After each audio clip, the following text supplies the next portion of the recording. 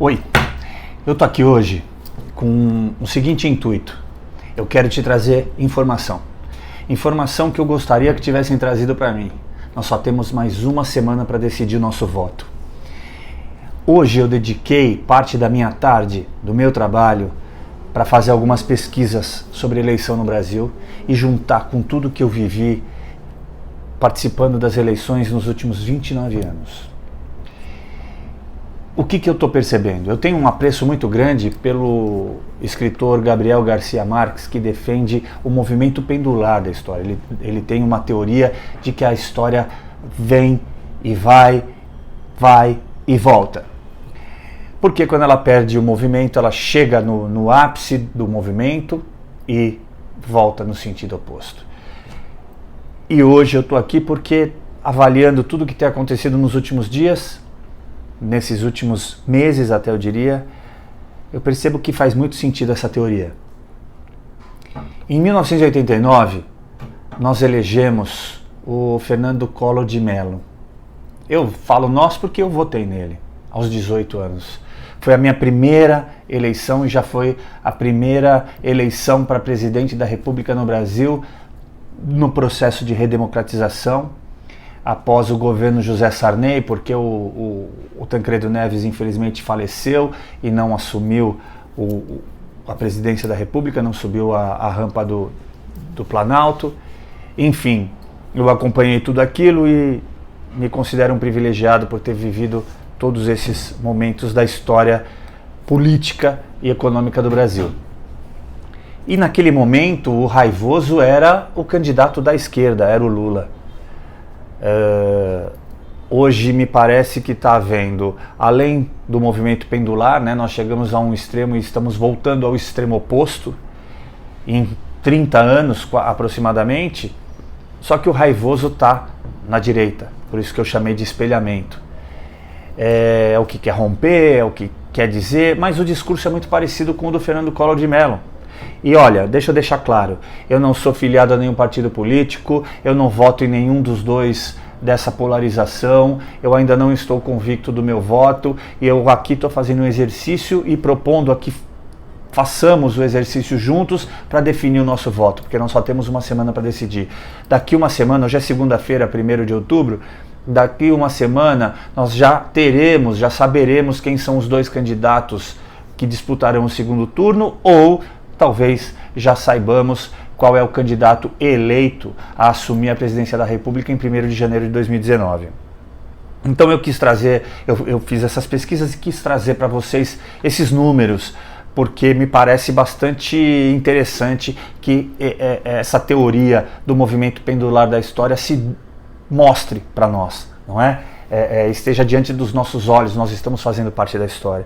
Então em 89 não havia essa polarização como você enxerga hoje, talvez pelo fato de não haver a internet como ela é hoje e de não haver as redes sociais. A comunicação acontecia de outra maneira.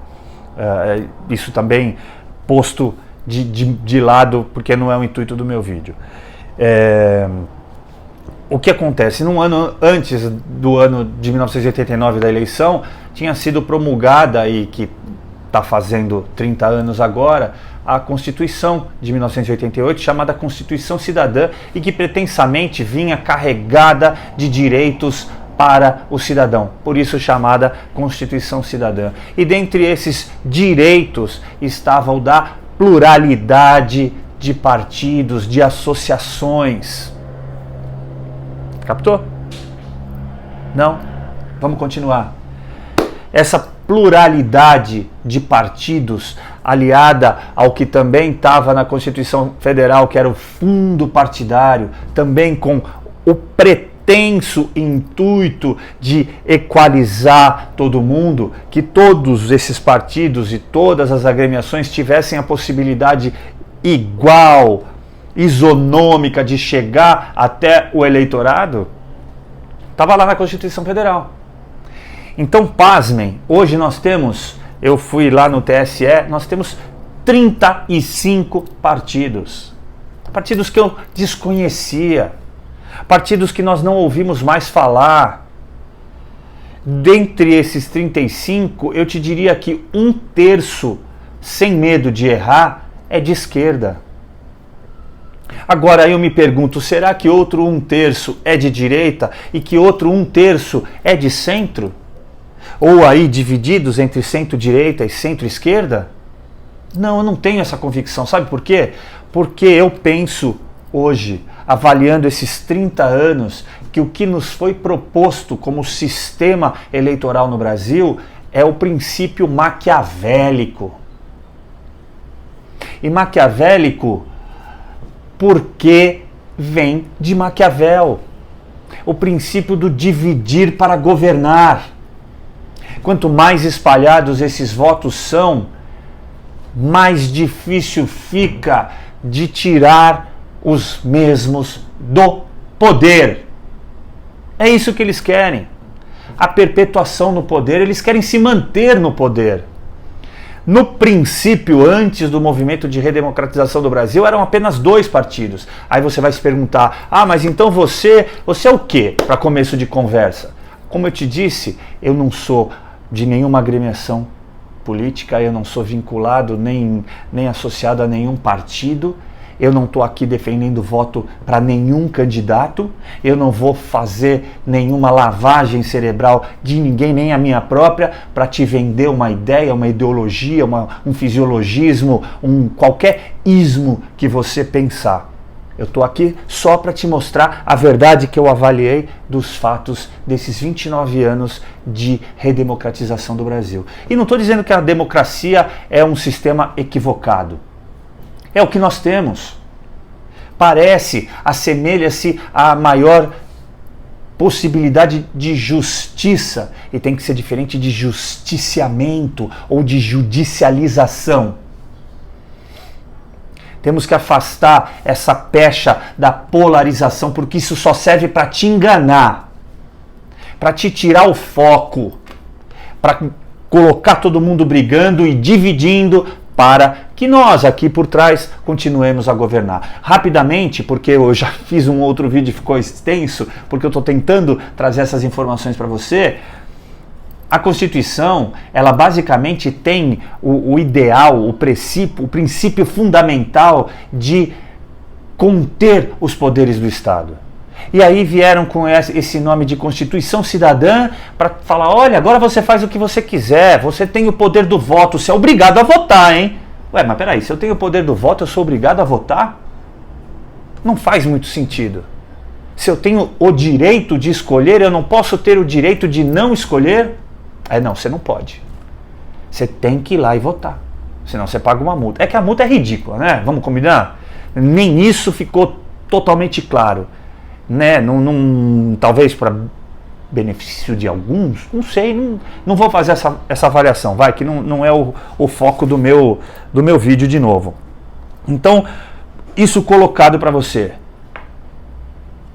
A gente tinha lá o Fernando Collor de Mello de um lado e o Lula de outro. Hoje nós temos o Jair Bolsonaro de um lado e o Haddad de outro. E parece que os discursos estão invertidos. E talvez isso se deva, para mim é evidente, mas eu não vou tentar colocar isso na sua cabeça, talvez isso se deva porque eram eles que estavam no governo, né? Era o próprio partido do Fernando Haddad que estava no governo e que ficou no governo por 13 anos.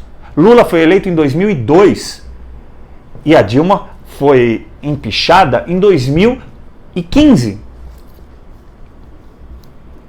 Tá aí. Ela foi eleita em 2014 e em 2015 ela foi empichada. Ela foi a segunda presidente empichada na história da redemocratização do Brasil. Porque o Fernando Collor de Mello, que eu acabei de falar para você, também foi empichado. De novo, uma amostra de como a teoria vem para a prática. Ou vice-versa. Alguém leu a prática em algum lugar. Pode não ter sido aqui, porque ele disse isso há muitos anos. Isso posto mais uma vez, eu queria trazer um outro dado alarmante para você. Acabei de falar, você não pode, você não tem a faculdade de votar. Ou seja, você não pode escolher votar ou não. Você é obrigado a votar, senão você vai pagar a sanção. E uma delas, além de pagar a multa, é você não pode tirar passaporte, você não pode viajar, enfim, uma série de constrições que você está sujeito se você não for votar. Então você não tem a faculdade, você tem a obrigação, você vai lá e vota, ok? Tudo bem para você? E mesmo assim tem muita gente que não vota, você sabia?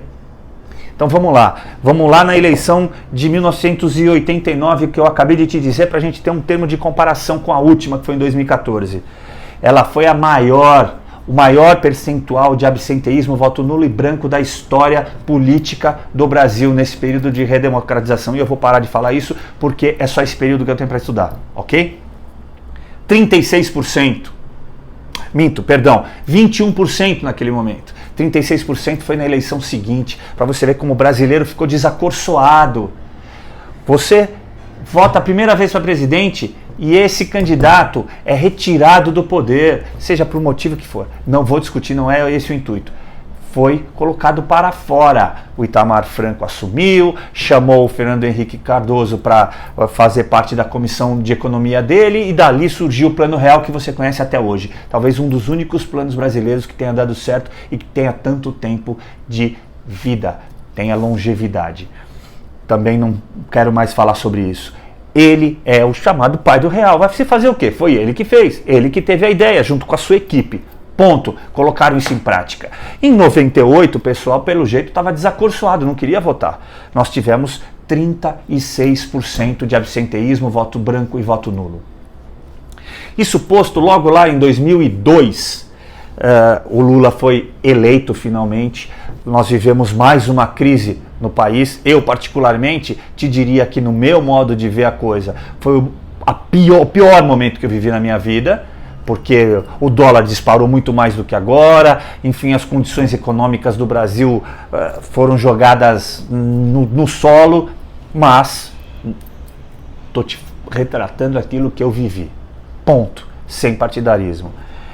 Naquele momento, em 2002, foram 27% de absenteísmo. Voltou a ter uma queda, mas ainda assim muito alto. Algo como eu dizer para você de que cada 3 pessoas, uma não estava indo votar ou simplesmente estava votando branco e nulo.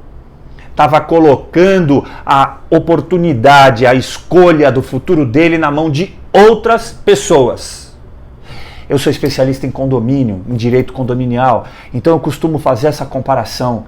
Isso daqui é muito similar, e eu fiquei pasmo ao estudar hoje, que é muito similar ao que acontece nos condomínios. Então você não vai e depois você quer criticar? Como assim? Você não fez a sua escolha. A única diferença aqui é que no condomínio a faculdade de votar. Você não é obrigado a descer à Assembleia e participar e votar. Só que você é obrigado a aceitar aquilo que foi acordado lá e que foi decidido lá por outras pessoas. Então, é o que eu digo sempre. Falo para todas as pessoas, você não vai, você não participa, você está dando a oportunidade do seu futuro ser decidido por um terceiro. E às vezes um terceiro que você não conhece. A gente não conhece nossos vizinhos na cidade de São Paulo. Então você está dando a oportunidade de um terceiro que você não conhece decidir a sua vida. Aí você deixa ele decidir que médico que você vai? Que advogado que você vai? Que dentista que você vai? Eu acho que não. Aí você vai deixar que ele vote por você? Porque é isso que acontece. Ele vota por você. Nós tivemos aí anos de eleição e nós chegamos a 2014, que eu acabei de falar que é muito parecido, e teve uma presidente que foi empichada outra vez, a segunda da história da redemocratização do Brasil. De novo, sem partidarismo, sem polarização. Ela foi colocada para fora do seu governo e o seu vice, que está aí, diga-se de passagem, teve que enfrentar, bem ou mal, não é o meu julgamento que está em questão aqui, nem é essa a questão do vídeo. Ele está aí terminando o mandato e vai passar a faixa presidencial ao próximo presidente que nós temos que eleger e temos que decidir nesta semana. Em 2014, de novo, 29% de absenteísmo de brancos e nulos. Outra vez, quase que matematicamente perfeito. 1 em cada 3 brasileiros simplesmente decidiu colocar a decisão da sua vida, do futuro da sua nação, na mão de um terceiro que ele não conhece. E aí eu trago hoje, que eu vi hoje esse vídeo, não conhecia, não sei se tem mais tempo, e parabenizo aos marqueteiros do Burger King, até fazendo uma propaganda de graça para eles, mas é legal o vídeo, procura que você vai ver. Quando você se abstém de tomar a decisão, você recebe uma surpresinha, amigo. É surpresinha, o que vier, você vai ter que aceitar, não dá para brigar. Aí depois você quer ir para a rua?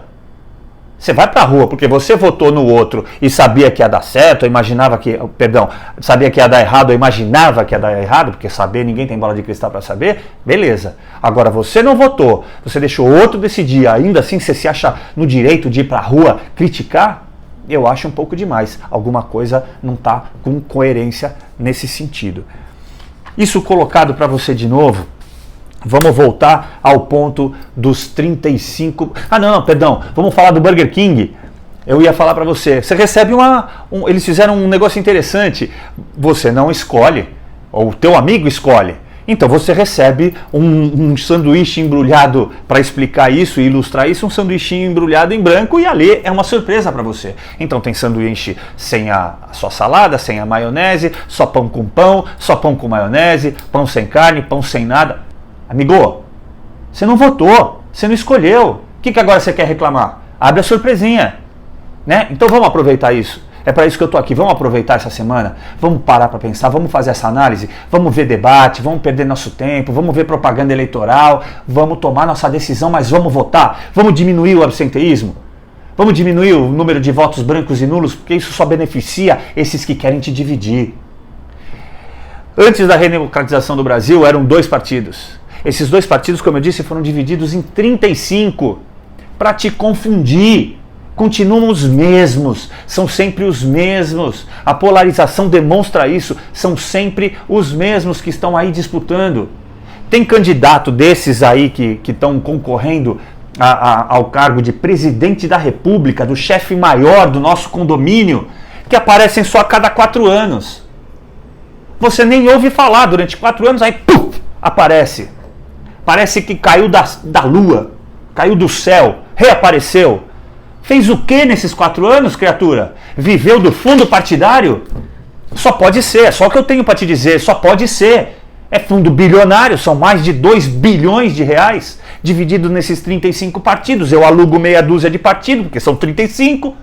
Só tem uns 10 concorrendo, sei lá quantos, acho um absurdo o número de candidatos. É para te confundir, é para você não ter como, né, ter um pensamento claro e objetivo para falar, não, esse cara é o que eu quero para conduzir o meu condomínio, para conduzir a nossa nação. Assim, eu fico... A ansiedade vai aflora, né? E eu passei mal, gente. Fui parar no hospital por causa dessa ansiedade, porque eu não consigo enxergar uma luz no fim do túnel. Como é que nós podemos estar colocando de novo os mesmos? A intenção de voto mostrando que são os mesmos.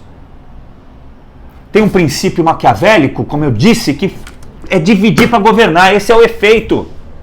Põe um monte lá de partido para eles ficarem perdidos, totalmente perdidos, e a gente governa do jeito que a gente quer. O dinheiro continua vindo para os nossos bolsos do jeito que a gente quer. Está na hora de decidir. Se fosse de verdade uma Constituição cidadã e você se colocasse no lugar de um cidadão de verdade, você cumpriria a sua obrigação de verdade, o seu dever de verdade. Se a gente vivesse num país de verdade, com política de verdade, com tudo de verdade. Então vamos fazer a nossa parte. A lei diz que você tem que votar, você é obrigado a votar, então vamos votar, vamos diminuir esse absenteísmo, para que a gente tenha um poder de escolha maior. Convença seus amigos, seus familiares, vamos votar, não importa, eu não estou falando em quem você vai votar, não, eu estou aqui para te mostrar. O absenteísmo, ele distorce a situação política do nosso país. Talvez, se todo mundo for votar, pode ficar provado que nem essa polarização existe. O brasileiro tende a ser conservador. Então vamos lá, vamos votar, vamos mostrar para eles que de verdade nós temos poder de escolha e nós fazemos uso do nosso poder de escolha e da nossa cidadania. Aí eu separei para falar para vocês rapidamente para terminar. Não sei se eu vou terminar, mas vou tentar. Eu separei 3 candidatos só dentre todos esses que a gente poderia dizer que tem uma vida que demonstra que teriam capacidade para governar o nosso país. E esses 3 foram governadores. E vou provar para você que não tem partido nesse meio que eu defenda, porque são diversos. Não tem regionalismo, porque também são diversos. Então eu cito aqui rapidamente Álvaro Dias, Geraldo Alckmin e o Ciro Gomes. São partidos completamente diferentes e eu não vou fazer nenhum tipo de avaliação de direita ou de esquerda, ok? São os três que, no meu entendimento, seriam capazes. Por quê? Porque foram governadores, nos seus estados. Geraldo Alckmin, obviamente, em São Paulo, o estado que eu moro. O Ciro Gomes no Ceará, estado que ele não nasceu, ele é de São Paulo também, do estado de São Paulo, de Pindamonhangaba, mas ele foi para lá muito cedo, e Álvaro Dias no Paraná. Esses são os três. Aí você podia falar, estende um pouquinho, maximiza aí, flexibiliza a sua avaliação, vamos colocar o Haddad. Não, não vou colocar o Haddad, sabe por quê? Sem partidarismo, de novo. Não vou colocar, sabe por quê? Porque ele só foi prefeito de São Paulo uma vez. A segunda vez ele concorreu com toda a máquina pública na mão e ele foi reprovado nas urnas. Ele perdeu em primeiro turno, ele conseguiu perder em primeiro turno, porque ele foi reprovado. E aí, pasmem vocês, não foi reprovado porque todo mundo decidiu votar e tirar o Haddad de lá. Não, o absenteísmo em São Paulo foi dos maiores do país.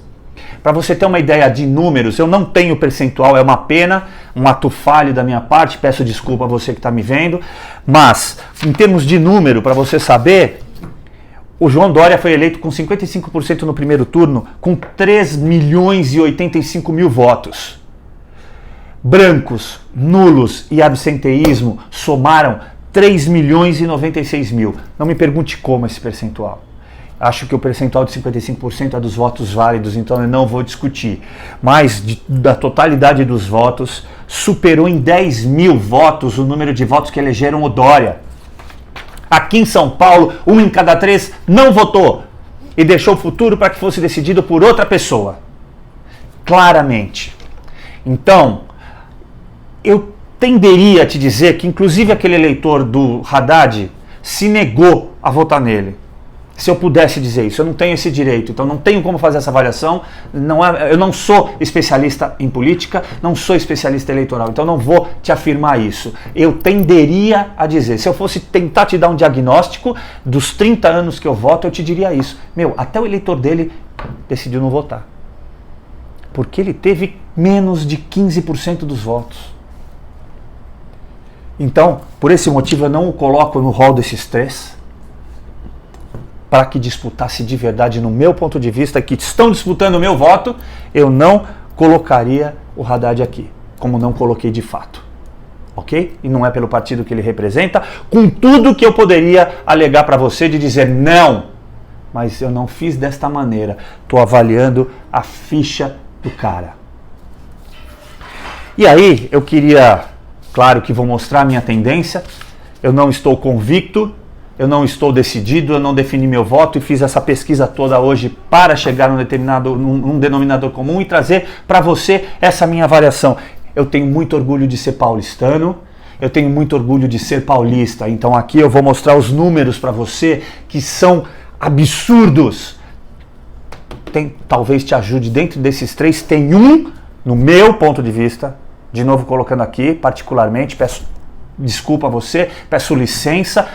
Você tem todo o meu respeito na sua escolha, mas a minha tende a ser essa, por estes motivos que eu vou te apresentar. Quando qualquer pessoa no Brasil tem uma doença, fica doente ou tem um problema de saúde, pensa em um único lugar para se tratar. E esse lugar é São Paulo. Ele vem aqui, para a minha cidade, para o meu estado, para se tratar, porque aqui é a primeira em saúde no Brasil. Nós temos os melhores médicos, nós temos os melhores hospitais, nós temos as melhores condições. Os números são astronômicos. O Brasil faz 206 milhões de atendimentos. Dados de 2016, tá? Eu peço desculpa de novo, mas aí não é desculpa minha nem culpa minha. É o IBGE que tem esses números e são atrasados. Números de 2016, o Brasil fez 206 milhões de atendimentos pelo SUS, São Paulo fez 75, quase 76 milhões de atendimentos. Desses 206 milhões, é mais de um terço. Mais de uma pessoa no Brasil estava sendo atendida aqui. São Paulo não tem 75 milhões de habitantes, né, gente? Vamos combinar? Matemática não mente, beleza? Então vamos continuar nessa toadinha aqui. Educação. São Paulo é o primeiro estado da federação. Aí você vai discutir comigo, mas baixou, perdeu qualidade. Não vou discutir.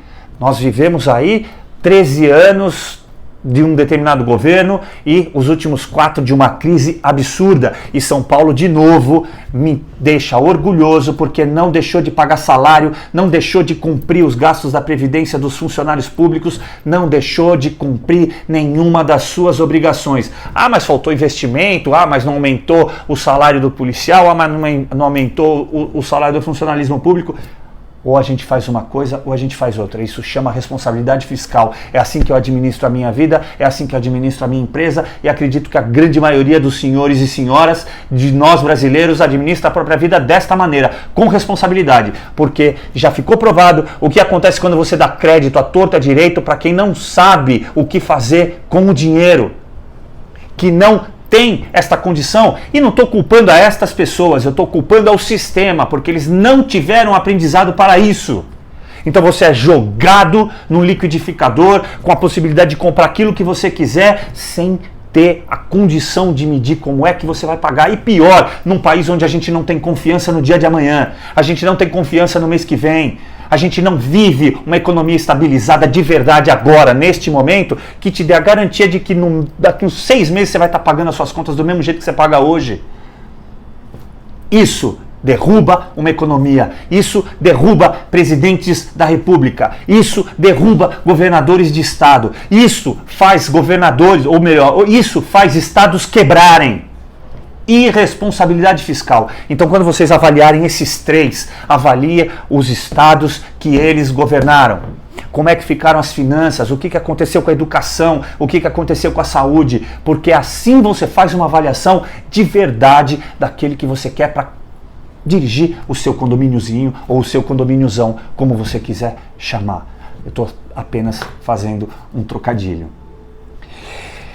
Para fechar, se o estado de São Paulo, para você ver o tamanho desse negócio, se São Paulo fosse um país, nós estaríamos entre os 20 mais ricos do mundo. São Paulo representa, de novo dado atrasado de 2015, representou no PIB brasileiro 32%. Tem pessoas, eu já tive discussões com amigos sobre isso, que dizem que representa 40%. Não tenho esse dado, então não vou trazer para você. Dados de 2015 representaram 32%. A nossa arrecadação, estado de São Paulo. Por isso a chamada de locomotiva do Brasil.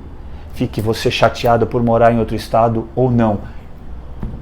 Desculpe, lamento, mas São Paulo move o Brasil.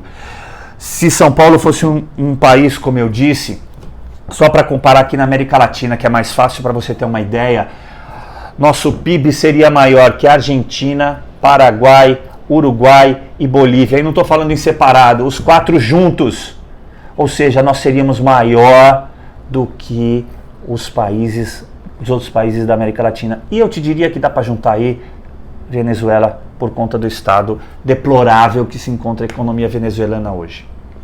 Porque esse dado que eu tenho é atrasado do IBGE, é de 2011. Acho que São Paulo cresceu um bocado mais de lá para cá e, infelizmente, esses países que eu citei diminuíram um bocado de lá para cá. Então, como eu disse, o estado de São Paulo seria a 20ª, ou estaria disputando entre as 20 maiores economias do mundo. Vamos lembrar ali que o Brasil está, né? 7ª, 8ª, 9ª, depende do ano, depende do seu crescimento, né? Que não é nenhum demérito. É um gigante no mundo. E por isso mesmo precisa de alguém de responsabilidade, alguém de visão, alguém com experiência administrativa para levar esse gigante para sempre. Gente, não é o país do futuro. A hora é agora. Ou a gente escolhe agora, ou nós vamos lamentar por mais 15 anos. E talvez, se eu tiver a graça de estar vivo, eu vou voltar aqui e dizer: o movimento pendular da história mostrou que nós vivemos mais 15 anos daquele mesmo modo, porque nós fomos impelidos a votar nos mesmos.